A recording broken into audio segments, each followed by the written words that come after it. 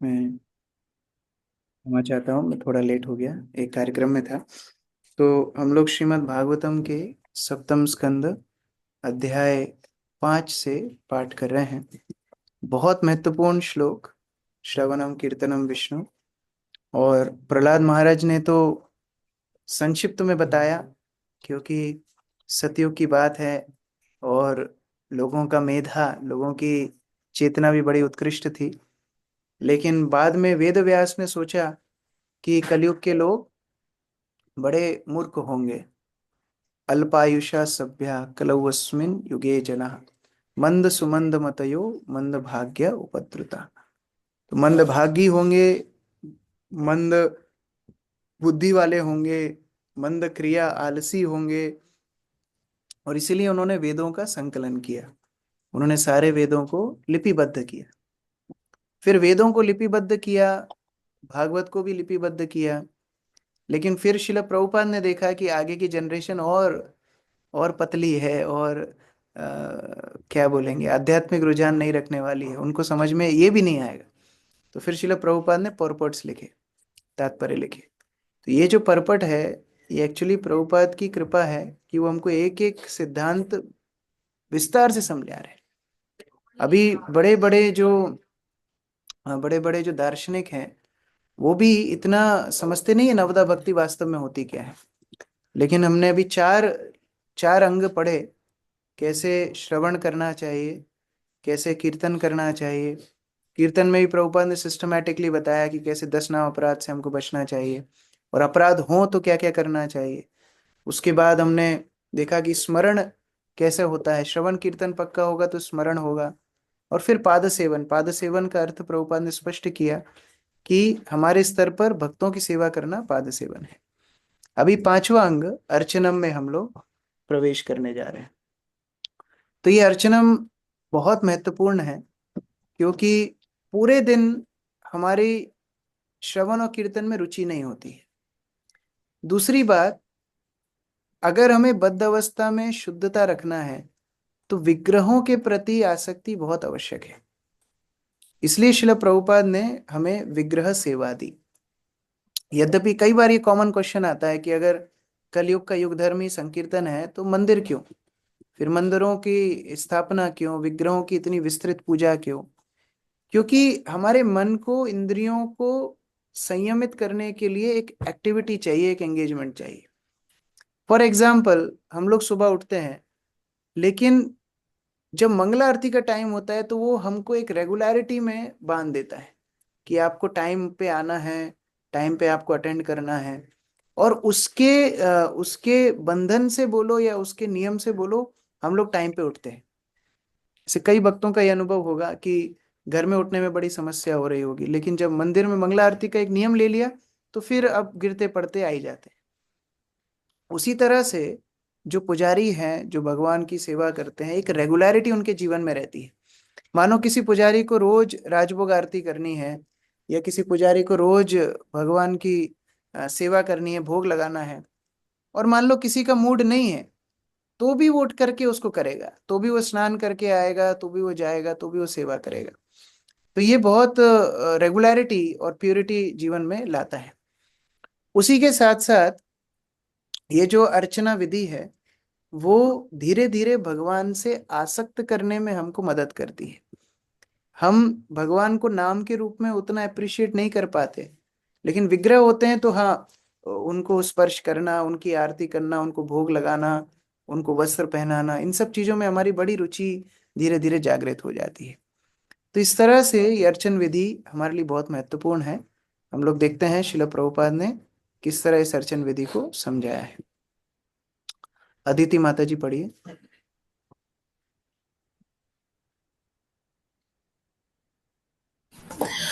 अर्चनम। पाद सेवनम के बाद अर्चनम अर्थात अर्चा विग्रह की पूजा की बारी आती है। यदि कोई सचमुच अर्चनम विधि में रुचि रखता है तो उसे अवश्य ही प्रामाणिक गुरु की शरण ग्रहण करके इस विधि को सीखना चाहिए। अर्चन हेतु अनेक पुस्तकें हैं, जिसमें से नारद पंचरात्र विशेष रूप से उल्लेखनीय है।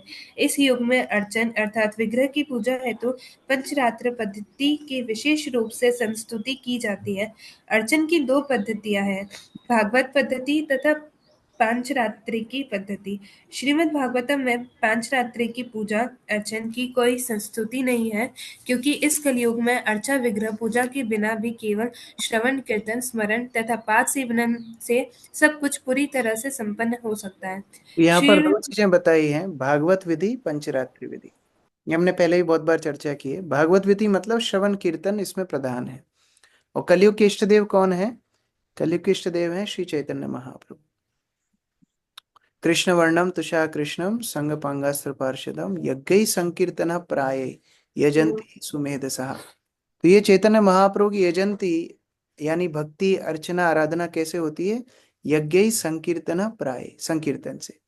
तो श्रवण कीर्तन होगा तो चैतन्य महाप्रभु की पूजा हो जाएगी।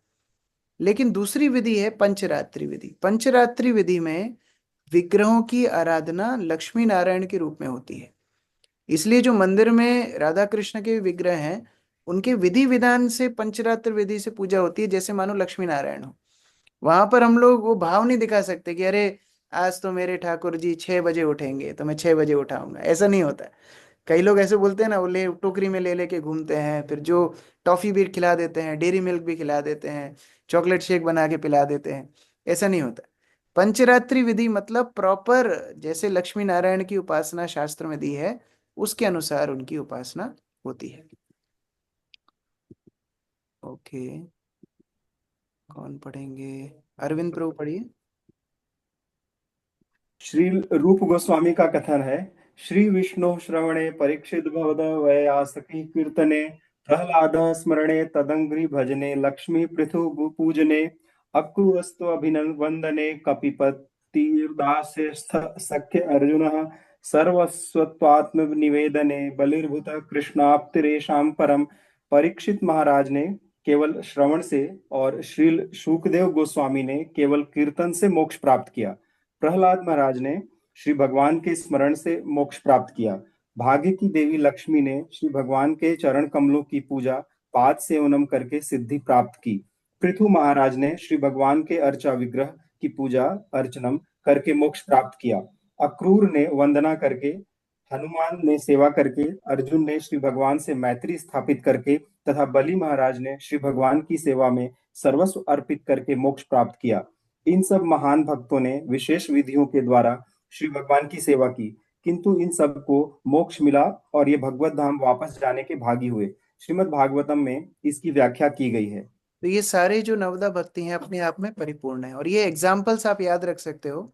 तो क्या होगा कि एक एक जो नवदा भक्ति के अंग हैं उनको समझने में आपके लिए आसानी होगी। जैसे श्रवण, परीक्षित महाराज अब 7 दिन केवल उन्होंने श्रवण किया। तो ऐसा नहीं कि उन्होंने बहुत सारी अलग अलग विधियां अपनाई, केवल श्रवण करके भगवत धाम चले गए। एक भक्त को मैं डीलैंड में बोल रहा था, जब हम लोग अमेरिका में थे, कि प्रभु आप क्लास क्यों नहीं देते? तो बोले एक जीवन प्रभु जी केवल श्रवण के लिए, अगला जीवन कीर्तन ही कीर्तन करूंगा, तीसरा जीवन स्मरण ही स्मरण करूंगा, चौथा पाद सेवन पाद। ऐसा होता नहीं है। एक्चुअली हमको थोड़ा थोड़ा सभी करना है। लेकिन ये उदाहरण याद रखने से क्या होगा कि हमारा गोल पता रहेगा। परीक्षित महाराज जैसा श्रवण हो, जितनी गंभीरता से वो श्रवण करते थे, जितनी रुचि से वो श्रवण करते थे, वैसी हमारी श्रवण में रुचि हो। और सुखदेव गोस्वामी जैसा कीर्तन, भगवान का गुणगान करना हो तो सुखदेव गोस्वामी जैसा आचरण होना चाहिए, उनके जैसा वैराग्य होना चाहिए, उनकी जैसी आसक्ति कथा के प्रति होनी चाहिए। स्मरण प्रहलाद जैसा, अनुकूल परिस्थिति में भी प्रहलाद महाराज ने स्मरण किया, गर्भ में भी किया, फिर प्रतिकूल परिस्थिति में भी किया।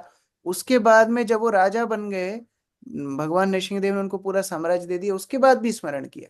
तो हर परिस्थिति में प्रहलाद महाराज ने भगवान को स्मरण किया। फिर लक्ष्मी माता ने पाद सेवन किया, अर्थात जो स्वयं इतनी समृद्धि की देवी है, प्रभुपाद ने ट्रांसलेट किया गॉडेस ऑफ फॉर्च्यून, मतलब जहां लक्ष्मी देवी खड़ी हो जाएंगी वहां भाग्य ही भाग्य होगा। तो ऐसी माता लक्ष्मी भी अपने भाग्य, अपने ऐश्वर्य को भूल करके भगवान के पैरों की सेवा करती है। मतलब विनम्रता सीखनी है तो लक्ष्मी देवी से सीखनी चाहिए। फिर पृथु महाराज, अब हम लोग बोलते हैं कि प्रभु जी मंदिर में इतनी सेवाएं होती हैं, समय कहाँ है, लेकिन पृथु महाराज चक्रवर्ती सम्राट होते हुए भी समय निकाले, अर्चा विग्रहों की सेवा की। इसलिए विशेषतः गृहस्थ भक्तों को विग्रहों की सेवा करना चाहिए मंदिर में आकर, घर में नहीं। घर में ठीक है, जिसका मंदिर दूर है, किसी सिटी में मंदिर ही नहीं है, ठीक है, घर में विग्रहों की पूजा वो लोग कर रहे हैं, अलग बात है। लेकिन प्रभुपाद की इच्छा थी इस्कॉन के टेम्पल्स में जितनी भी विग्रहों की पूजा हो वो गृहस्थ भक्त करें। तो ये हमारा टारगेट होना चाहिए। जिन भक्तों की दीक्षा नहीं हुई है, उनकी जब प्रथम दीक्षा हो जाएगी तो आप लोग प्रभुपाद की सेवा कर सकते हो। प्रभुपाद को ड्रेसिंग करना, प्रभुपाद को आरती करना। जैसे उज्जैन में भक्ति चारू स्वामी महाराज की समाधि है, जिनकी दीक्षा हो चुकी है वो लोग समाधि पे आरती कर सकते हैं। ये सारी चीजें वो कर सकते हैं। ऑल्टर के बाहर की जितनी सेवाएं हैं दीक्षित भक्त कर सकते हैं। किचन में भी जो आग की कुकिंग नहीं है, जैसे फ्रूट्स काटना, किचन में बर्तन साफ करना, सब्जियां काटना, ये सब दीक्षित भक्त कर सकते हैं, फर्स्ट इनिशिएटेड। फिर जो सेकंड इनिशिएटेड हो जाएंगे, जिनको दूसरी दीक्षा मिल जाएगी, वो लोग फिर पकाने की सेवा भी कर सकते हैं, आग पे पकाना। तो माताएं विशेषता ये सेवा कर सकती हैं। तो पूना मंदिर में ब्रह्मचारियों को केवल राजभोग में एक ही दिन संडे का स्लॉट मिलता है। अब भगवान को कुकिंग होती है दिन में कितनी बार, 6-7 भोग लगते हैं। उनको 6-7 भोग छोड़ दो, संडे के दिन हफ्ते में एक दिन केवल राजभोग कुकिंग मिलती है ब्रह्मचारियों को। बाकी पूरे दिन क्या होता है, बाकी पूरे दिन कांग्रीगेशन भगवान के लिए कुकिंग करते हैं। तो इस तरह आगे जाके ये आप लोग टारगेट कर सकते हो कि हम लोग पूरी सेवा संभालेंगे। भगवान की सुबह की बाल भोग कुकिंग, राजभोग कुकिंग, शाम की शयन भोग कुकिंग, फ्रूट्स कट करना, संदेश बनाना, रसमलाई बनाना, रबड़ी बनाना, पेड़ा बनाना, ये सारी सेवाएं भक्त लोग ले सकते हैं। और इसके लिए उत्सुक होना चाहिए कि हाँ मैं अच्छे से भक्ति करूंगा, अच्छे से भक्ति में आगे बढ़ूंगा, फिर मैं आके ये सेवा करूंगा। मैंने विदेशों में देखा है, भक्त लोगों को इतना मौका मिलता है, हफ्ते में एक दिन की सेवा मिलती है उनको। हफ्ते में एक दिन की सेवा मतलब जैसे पेड़ा बनाने की सेवा एक माता जी की एक हफ्ते में एक बार है, तो वो पूरा हफ्ता मेडिटेट करती है, मैं दूध कहाँ से लाऊंगी, मैं कैसे छानूंगी, कौन से फ्लेवर का पेड़ा बनाऊंगी। फिर वो नहा धो के गाड़ी में बैठ के 1-1.5 घंटा ड्राइविंग करके मंदिर आते हैं, वहाँ आचमन वगैरह पद्धति सीख के किचन में जाते हैं, पेड़ा बनाते हैं। तो उससे क्या होता है, उनकी चेतना कृष्णमय हो गई। तो भक्त लोगों को ये टारगेट रखना चाहिए कि हम मंदिर में आके सेवा करेंगे। जैसे अभी कई भक्त तुलसी आरती कर रहे हैं, तो जो भक्त नहीं कर रहे हैं वो लोग भी अब आगे आए, वो लोग आकर के अपना नाम दें कि हम भी तुलसी आरती करेंगे। धोती कुर्ता पहन करके आप आए, स्वच्छ अवस्था में आए, आपको हम लोग सिखाएंगे कैसे तुलसी महारानी की आरती की जाती है। वो बिना दीक्षा के भी की जा सकती है। तो आप लोग आकर आएंगे तो ये सीखने के लिए मिलेगा। तो ये पृथु महाराज के उदाहरण से हमको सीखना चाहिए, कैसे उन्होंने समय निकाल करके अर्चा विग्रह की पूजा की। फिर वंदना में अक्रूर, जिस तरह उन्होंने अक्रूर की वंदनाएं हैं आगे हम लोग पढ़ेंगे। हनुमान जी की सेवा, अर्जुन की मैत्री और बलि महाराज का आत्मसमर्पण। तो इस तरह ये उदाहरण हमको 9 भक्तों के हमेशा याद रखने हैं, जिससे हम प्रेरणा ले सकें उनके जीवन से अपनी भक्ति के लिए। प्रफुल्ल प्रभु। अतएव यह संस्तुति की जाती है कि दीक्षित भक्त मंदिर में अर्चा विग्रह की पूजा करके नारद पंचरात्र के नियमों का पालन करे। विशेष रूप से ऐसे गृहस्थ भक्त जिनके पास प्रचुर भौतिक संपत्ति है, उनके लिए अर्चा विग्रह विधि की प्रबल संस्तुति की जाती है। ऐश्वर्यवान गृहस्थ भक्त जो अपनी कठिन कमाई की पूंजी श्री भगवान की सेवा में नहीं लगाता, वह कंजूस कहलाता है। मनुष्य को चाहिए कि अर्च विग्रह पूजा हेतु वेतन भोगी ब्राह्मण न लगाए। यदि कोई स्वयं अर्चन न करके वेतन भोगी सेवक लगाता है तो वह आलसी माना जाता है और उसकी अर्च विग्रह पूजा कृत्रिम मानी जाती है। ऐश्वर्यवान गृहस्थ अर्चा विग्रह की पूजा हेतु उच्च कोटि की सामग्री जुटा सकता है और फलस्वरूप उसके लिए अर्च विग्रह पूजा अनिवार्य है। हमारे कृष्ण भावनामृत आंदोलन में ब्रह्मचारी, गृहस्थ, वानप्रस्थ तथा सन्यासी होते हैं, किंतु मंदिर में अर्च विग्रह की पूजा का कार्य विशेष रूप से गृहस्थों द्वारा संपन्न किया जाना चाहिए। ब्रह्मचारिणी गण सन्यासियों के साथ प्रचार कार्य हेतु जा सकते हैं और वानप्रस्थों को अपने अगले आश्रम सन्यास की तैयारी करते रहना चाहिए, किंतु गृहस्थ भक्त सामान्यतः भौतिक क्रियाकलापों में संलग्न रहते हैं। अतएव यदि वे अर्च विग्रह पूजा नहीं करते तो उनका पतन निश्चित है। अर्च विग्रह पूजा का अर्थ है विधि विधानों का उचित रूप से पालन करना। इससे मनुष्य भक्ति में स्थिर रह सकेंगे। सामान्यतः गृहस्थ की संतानें होती हैं और तब गृहस्थ की पत्नियों को अपनी संतानों के पालन पोषण में उसी प्रकार व्यस्त रहना चाहिए जिस प्रकार नर्सरी स्कूल में बच्चों की देखरेख हेतु अध्यापिकाएं होती हैं। यहाँ पर मैं गृहस्थ पूछ रहा था जब प्रभु पढ़ रहे थे कि प्रभुपाद बोलेंगे शायद कि अगर अर्चे विग्रहों की पूजा नहीं करेंगे तो भक्ति में नहीं बढ़ पाएंगे, ऐसा कुछ बोलेंगे। प्रभुपाद तो और गंभीर बोल रहे हैं, बोले अर्चे विग्रह की पूजा नहीं करेंगे गृहस्थ लोग तो क्या होगा, पतन निश्चित है, 100% फॉल डाउन हो जाएगा। तो इसीलिए ये टारगेट होना चाहिए कि मंदिर में आके सेवा करें, ये घर को छोड़ने का थोड़ा प्रयास करें। ऐसा नहीं कि पूरा जीवन भर घर में ही पड़े रहें, सुबह शाम बस घर ही घर घर ही घर। इसको बोलते हैं ग्रह मेधी। जैसे खूंटे से जानवर को बांध दिया जाता है, वो रस्सी से वो खूंटे से ही बंधा रहता है, वहीं वहीं मंडराता रहता है, क्यों आगे पीछे डोलते हो, गाना भी है। तो उसी तरह से वह घर में ही डोलता रहता है। लेकिन गृहस्थ को मतलब है घर में रहता है लेकिन चेतना कृष्ण के चरणों में है। तो घर से थोड़ा बाहर निकल के मंदिर आना, ये गृहस्थ भक्तों का अभ्यास होना चाहिए। कम से कम सुबह का मॉर्निंग प्रोग्राम ये प्रयास करना है, घर से बाहर निकलें, मंदिर में आके विग्रहों के सामने मंगला आरती का दर्शन, फिर भक्तों के साथ बैठ के जप, भागवत श्रवण, उसके बाद आप अपना दिन शुरू करो, कोई दिक्कत नहीं है। लेकिन सुबह का समय निकाल करके साधना मंदिर में ही हो जाएगी, तो फिर घर में टेंशन ही नहीं बचेगी कि अरे मेरी माला बच गई, अरे मेरे भागवत नहीं पढ़ पा रहा हूँ। ये सारी प्रॉब्लम्स जो लेकर के आते हैं उनका एक ही सॉल्यूशन है, सुबह उठो, मंदिर आओ, मॉर्निंग प्रोग्राम मंदिर में अटेंड करो। और धीरे धीरे धीरे मंदिर की एक एक सेवा हम लोग अपना सकते हैं, जिससे क्या होगा, विग्रहों के प्रति आसक्ति बनेगी, माया से आसक्ति छूट जाएगी। नेक्स्ट बसंत प्रभु।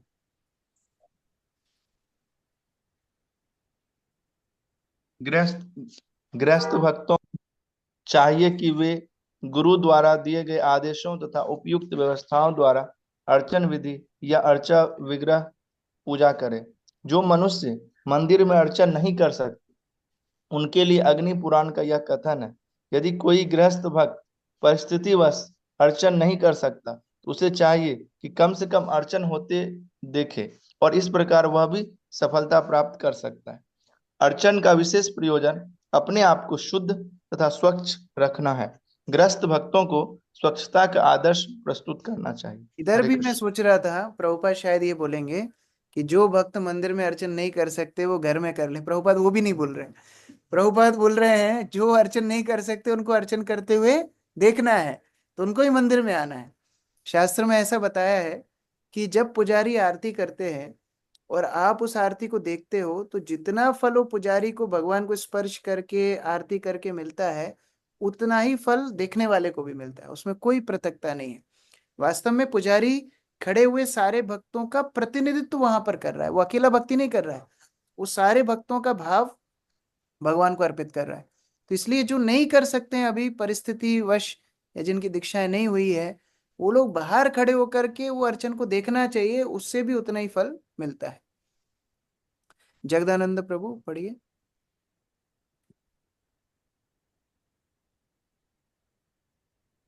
अनम्यूट किया।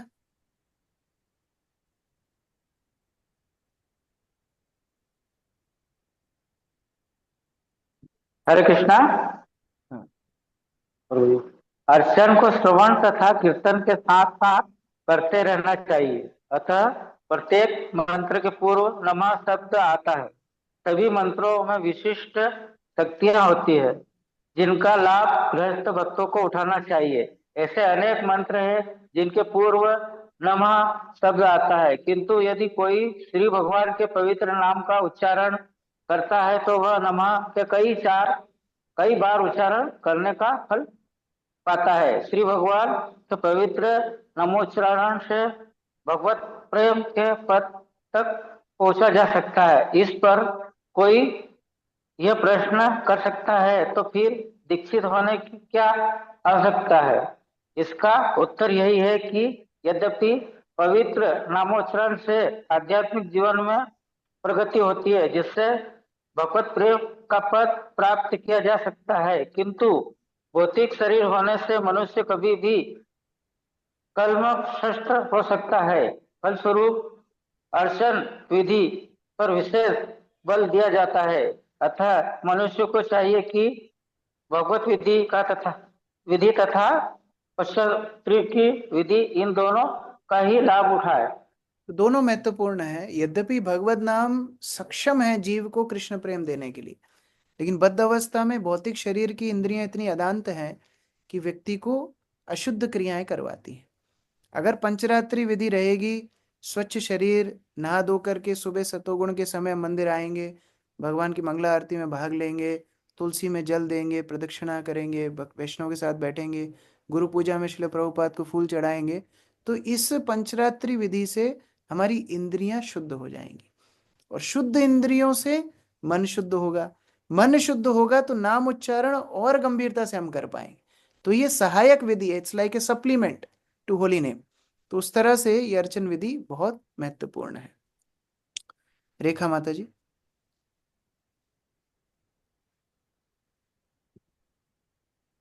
अर्चन के दो विभाग है, शुद्ध एवं काम कर्मों से मिश्रित। जो स्थिर है उसके लिए अर्चन अनिवार्य है। इसी अर्चन विधि के अंतर्गत श्री जन्माष्टमी, रामनवमी तथा नरसिंह चतुर्दशी जैसे नाना प्रकार के उत्सवों को मनाना सम्मिलित है।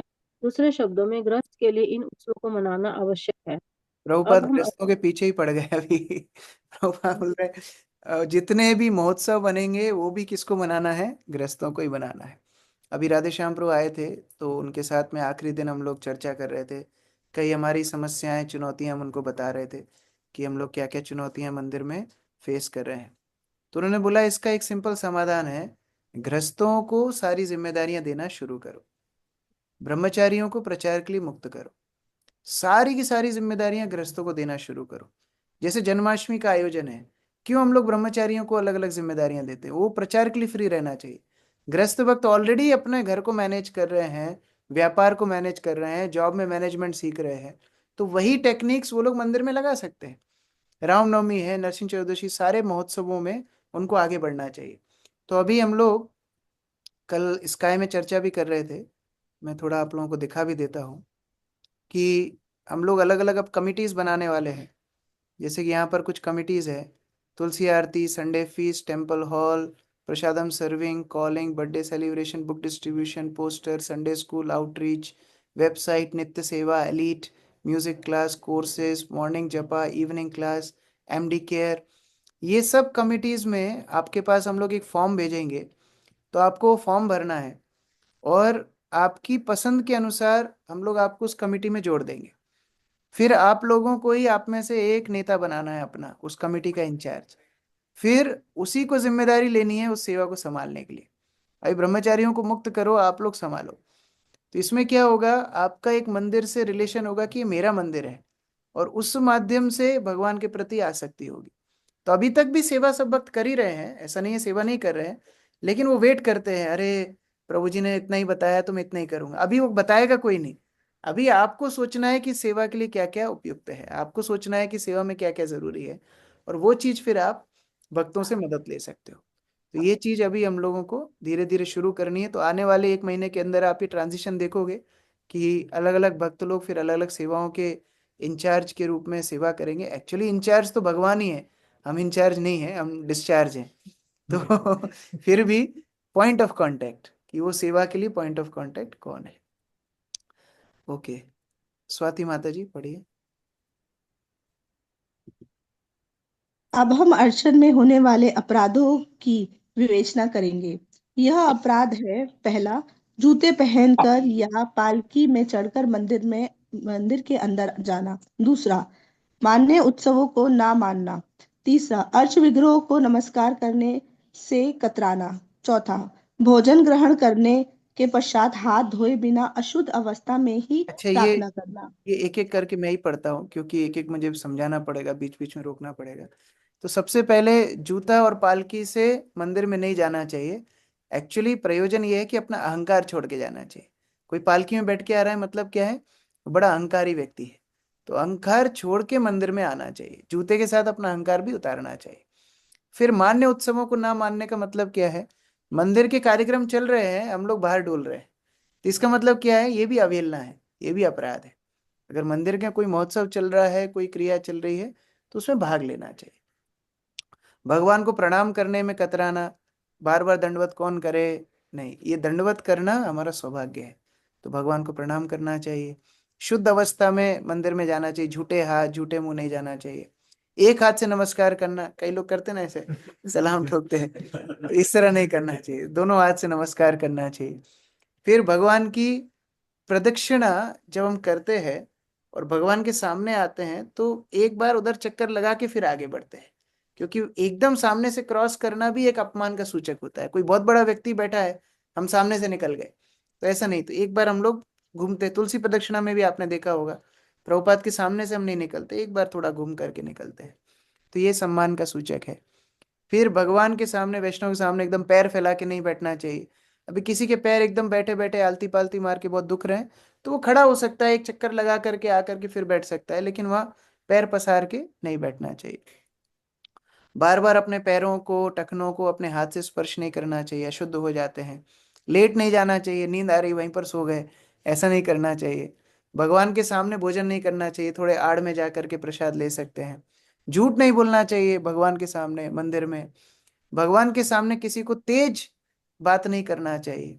ये सब हमें ये चेतना दिखाती है कि भगवान एक व्यक्ति है और सामने बैठे हुए हैं, तो उनको यथाउचित सम्मान हमको देना है। अनर्गल बातें यानी प्रजल्प नहीं करना चाहिए, किसी के ऊपर चिल्लाना नहीं चाहिए। हम लोग इसमें बहुत दक्ष होते हैं कि कैसे दूसरों को सुधारना है, खुद के भले ही टायर फटा है, दूसरे के टायर की हवा की चिंता है, और बिल्कुल मंदिर के बीचों बीच खड़े होकर उसको सुधारने का प्रयास करते हैं। तो ये तो बिल्कुल नहीं करना चाहिए। मानो हमारे गुरु महाराज सामने खड़े हैं, गुरु महाराज के सामने क्या हम किसी के ऊपर चिल्ला सकते हैं? तो फिर भगवान तो साक्षात पूर्ण पुरुषोत्तम वहां खड़े हैं, तो किसी के ऊपर वहां पर चिल्लाना नहीं चाहिए। वाद विवाद नहीं करना चाहिए, डिबेट, लड़ाई झगड़ा ये सब नहीं करना चाहिए। किसी को दंड नहीं देना चाहिए भगवान के सामने। किसी के सामने, भगवान के सामने ऊनी कंबल ओढ़ना, ऊनी कंबल मतलब है बहुत ऑपुलेंट कपड़े नहीं पहनना चाहिए। उसके बाद कपट वचन नहीं बोलना चाहिए, समक्ष किसी का पक्ष नहीं लेना चाहिए, किसी की निंदा नहीं करना चाहिए, किसी दूसरे की पूजा नहीं करना चाहिए, अश्लील भाषा नहीं बोलना चाहिए।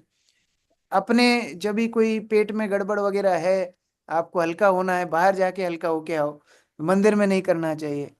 उसके बाद अपना समर्थ होते हुए भी ठाट बाट नहीं दिखाने चाहिए कि भाई ये गोल्ड चेन पहन करके आ रहे हैं, 10-10 अंगूठियां हैं, बढ़िया छल्ला घुमाते हुए मंदिर में आ रहे हैं, तो ये सारी चीजें नहीं करना चाहिए। सादा एकदम सरल, हम सेवक भाव से मंदिर में आए, और भगवान को अर्पित किए बिना कुछ चीज नहीं खाना चाहिए। तो मंदिर में क्या बाहर भी नहीं खाना चाहिए, लेकिन मंदिर में तो बिल्कुल नहीं खाना चाहिए।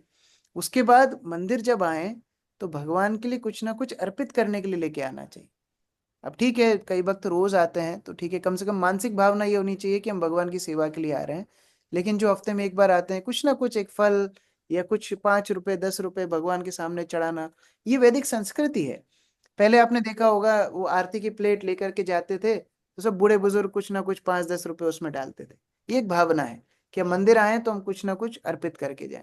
उसमें द्रव्य कितना है वो महत्वपूर्ण नहीं है कि आप 1 लाख रुपए चढ़ा रहे हो, चढ़ाओ तो अच्छा है, लेकिन 1-2 रुपए भी चढ़ाएं तो भावना होनी चाहिए कि हम कुछ ना कुछ भगवान के लिए लेके आए हैं।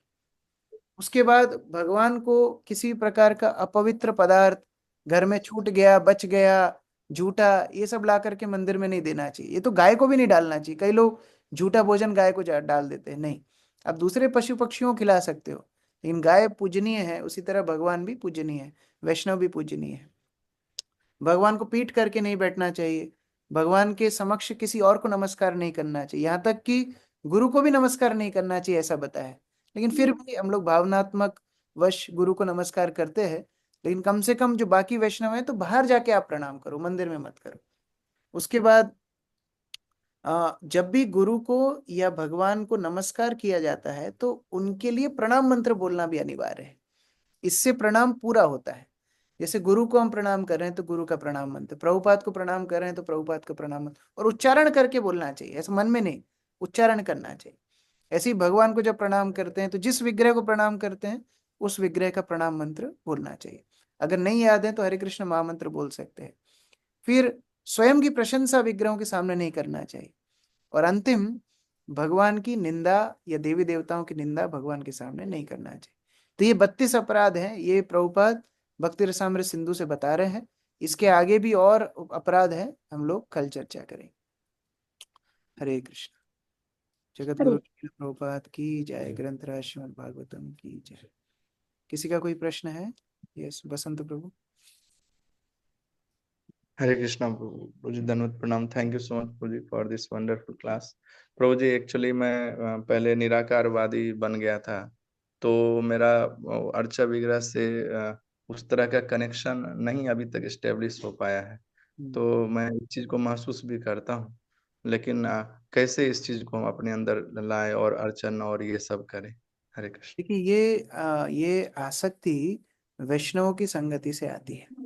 जब हम वैष्णवों को देखते हैं अर्चा विग्रह के प्रति कितना उनका प्रेम है, कितनी निष्ठा है, तो वो देख करके हमारे अंदर भी वो भावना आती है कि काश मेरा भी वो दिन हो कि मैं भी भगवान को प्रेम करूं, मैं भी भगवान को सेवा करूं। और अर्चा विग्रह की सेवा निराकारवाद से बड़ी आसान है, क्योंकि निराकारवादी को बड़ा कठिन परिश्रम करना पड़ता है ब्रह्म ज्योति पे ध्यान करने के लिए। लेकिन जो साकारवादी हैं वो विग्रह का दर्शन करके, उनका फोटो देख करके उनको स्मरण कर सकते हैं। तो इसीलिए धीरे धीरे धीरे जब हम वैष्णव की संगति करते हैं तो वो आसक्ति हमारे हृदय में भी आ जाती है। ठीक है, विपिन प्रभु। हरे कृष्ण प्रभु जी, दंडवत प्रणाम। प्रभु जी, मेरा क्वेश्चन था, एक तो आपने पूछा था प्रदक्षिणा वाला है, तो वो मुझे थोड़ा क्लियर नहीं हुआ। मतलब प्रदक्षिणा हम मंदिर में करते हैं तो किस तरह से, वो क्लियर नहीं हुआ था प्रभु जी। हाँ, जैसे हम लोग मंदिर में प्रदक्षिणा शुरू करते हैं तो एक चक्कर जब पूरा हो जाता है, दोबारा भगवान के सामने आते हैं ना, तो एक सर्कल हाँ। वहीं पर खड़े होकर के घूमते हैं, फिर आगे बढ़ते हैं। आपने कई वैष्णवों को देखा होगा इस तरह प्रदक्षिणा करते हुए। तुलसी आरती में भी जब हम लोग प्रदक्षिणा करते हैं, प्रभुपाद के सामने एक चक्कर मारते हैं, फिर आगे बढ़ते हैं। तो ये एक सम्मान का सूचक है कि हम लोग डायरेक्ट सामने से नहीं निकल रहे हैं अवहेलना करते हुए, उनको उद्देश्य करते हुए हम लोग प्रदक्षिणा कर रहे हैं। तो आप कल मंदिर में आओगे तो अभी ध्यान से देखना, तो आपको समझ में आएगा डिवोटीज कैसे प्रदक्षिणा करते हैं। प्रभु ये प्रदक्षिणा करते करते पीठ पे ठाकुर जी को प्रणाम नहीं करना चाहिए प्रदक्षिणा में? हाँ, पीठ पीठ नहीं दिखाना चाहिए। तो जब नहीं भगवान पीठ के नहीं, सामने आते हैं ना तो एक चक्कर लगा के फिर आगे बढ़ते हैं, तो वो नहीं वही नहीं, है कि नहीं भगवान प्रभु वो नहीं, नहीं दिखा जैसे रहे। हमने परिक्रमा कर रहे हैं भगवान के पीछे जो है, पीछे भगवान पीठ के उसको प्रणाम करते हैं, वो प्रणाम नहीं करना चाहिए उसको वहां पे? नहीं, कई पीठ लोग बोलते प्रणाम नहीं करते। क्यों? क्योंकि भगवान के पीठ माया शक्ति है। हैं। भगवान भागवत में बोलते हैं माया मेरी पीठ है, और लोग वहीं जाके पीछे पीठ पे ही प्रणाम करते हैं। भगवान आपकी माया ही तो चाहिए हम, आप थोड़ी चाहिए, हमको माया शक्ति चाहिए। तो इसलिए पीछे प्रणाम हम लोग वैष्णव लोग नहीं करते। थैंक यू प्रभु, थैंक अलादनी शक्ति। प्रभु रोज एक और किस्सा। मैं रोज जैसे देखता था देवलाल प्रभु को विग्रह सेवा करते हुए, तो हाँ, बहुत दिन से मेरे मन में सेवा का भाव था। तो भगवान ऐसी कृपा है कि प्रभु मुझे सेवा मिल गई, वेरी गंध गुड। तुलसी सेवा मिली। और आगे जैसे मेरा बहुत दिन से हम लोग ऊपर किचन में जाता हूँ, तो प्रभु जी को मैं रोज प्रसाद की सेवा करते हुए देखता हूँ। तो मेरा मन होता था कि ये सेवा कब मिलेगी प्रभु। तो ये अच्छा आपने बताया कि कुछ सेवा मिलने वाली है, ये बड़ी कृपा होगी प्रभु जी। सेवा मिलेगी नहीं, आपको मांगना पड़ेगा। आप जितनी मांगोगे उतनी देते जाएंगे। ठीक है। जी प्रभु, थैंक यू प्रभु जी। हरे कृष्ण प्रभु। अलादनी शक्ति माता जी। हरे कृष्ण प्रभु जी। प्रभु जी, ये हमारा क्वेश्चन था कि प्रभु जी तुलसी महारानी को भोग लगाना चाहिए क्या प्रभु जी? तुलसी महारानी को भोग नहीं लगाते हैं हम लोग। जो भगवान को भोग लगाते हैं वही तुलसी महारानी को महाप्रसाद रूप से प्राप्त होता है। जैसे हम लोग जब ऑल्टर में भोग लगाते हैं तो पहले भगवान को भोग लगाने के बाद जब हम वापस ऑल्टर में आते हैं तो फिर हम लोग महाप्रसाद निर्माल्य गुरु को, परम गुरु शिल प्रभुपाद को, वैष्णव आचार्यों को, ललिता विशाखा देवी को, महालक्ष्मी को, तुलसी महारानी को, सर्व पार्षद को, सबको महाप्रसाद देते हैं। तो अब ये सब तो बाद में आपको विस्तार से भक्त लोग सिखाएंगे, लेकिन घर में आपकी भावना ये होनी चाहिए कि आपने भगवान को भोग लगाया ना, उसके बाद वो महाप्रसाद सब पार्षदों को मिल गया। ये भावना होनी चाहिए। तो अलग से फिर तुलसी महारानी को भोग लगाने की आवश्यकता नहीं है। जी जी।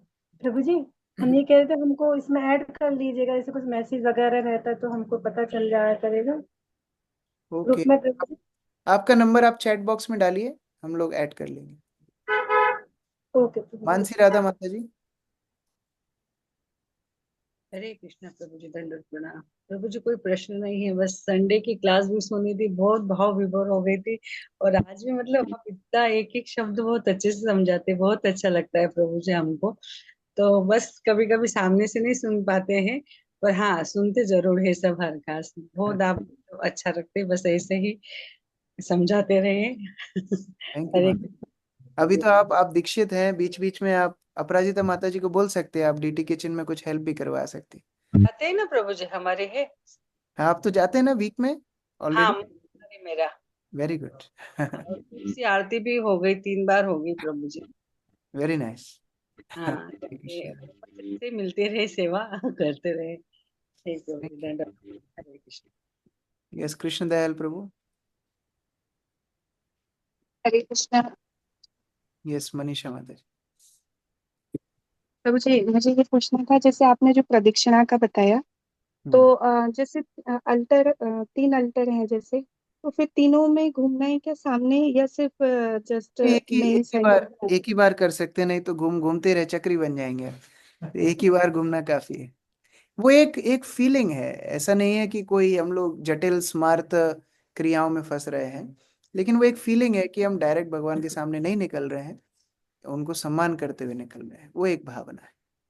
इन सब क्रियाओं के पीछे उद्देश्य है, तो उन उद्देश्य को समझ के करेंगे तो फिर it will increase our devotional feeling. नहीं तो फिर वो एक जस्ट एक मैकेनिकल प्रोसेस बन के रह जाएगा। जी। और दूसरा प्रभु जी, जैसे मैंने देखा है कि अपने मंदिर में बहुत अच्छे से तुलसी जी बहुत अच्छे से घनी भी रहती हैं, और एक तरीके से बहुत सेट भी रहती हैं। तो वो कैसे सीख सकते हैं प्रभु जी हम, मतलब देखिए, तुलसी ऑनलाइन? वहीं पर पनपती है जहां भक्ति अच्छी चलती है। यहाँ 2011 में इंद्रद्युम्न स्वामी महाराज आए थे, तो जब वो मंदिर में आए, उन्होंने व्यासासन में बैठ के अराइवल एड्रेस दिया। उन्होंने बोला, आप सबकी भक्ति बहुत अच्छे से चल रही है। क्यों? क्योंकि मैंने आपके मंदिर की तुलसी देखी, जहाँ तुलसी हरी भरी रहती है, पुष्ट रहती है, वहां मंदिर में भक्तों की भक्ति अच्छी चलती है। तो सबसे पहला फैक्टर तो वो है। दूसरा फैक्टर है उसका समय पर देखभाल करना। तो हमारे मंदिर में दर्पहरी प्रभु हैं, संजय पंडित प्रभु हैं। आप जब आएंगे तो हम उनसे आपको मिलवा देंगे, वो आपको बता सकते हैं कैसे तुलसी का ध्यान रखना चाहिए। और स्काई में भी जिन भक्तों को तुलसी का पौधा चाहिए, हम मंदिर से आपको दे सकते हैं। अब फिर मेंटेन आपको करना है। कई भक्त बोलते हैं, प्रभु जी मंदिर वाला दे दो हमको, तो हम दे देते हैं, फिर घर जाके उसकी बैंड बजा देते हो। तो ऐसा नहीं है, मंदिर से हम लोग देंगे, एकदम हष्ट पुष्ट तुलसी देंगे आपको, लेकिन फिर घर जाके आपको उसी तरह उसका देखभाल करना है जैसे मंदिर में उनका हो रहा है। एक तरह से मानो आपके गुरु महाराज आपके घर में रहेंगे तो आप कैसे देखभाल करोगे। तो तुलसी महारानी शुद्ध भक्त हैं, वो आपके घर में रहने के लिए आती हैं, और फिर हम उनका ध्यान नहीं रखते हैं, तो इसलिए फिर वो सूख जाती हैं, या फिर वो अलग अलग तरफ से बढ़ जाती हैं।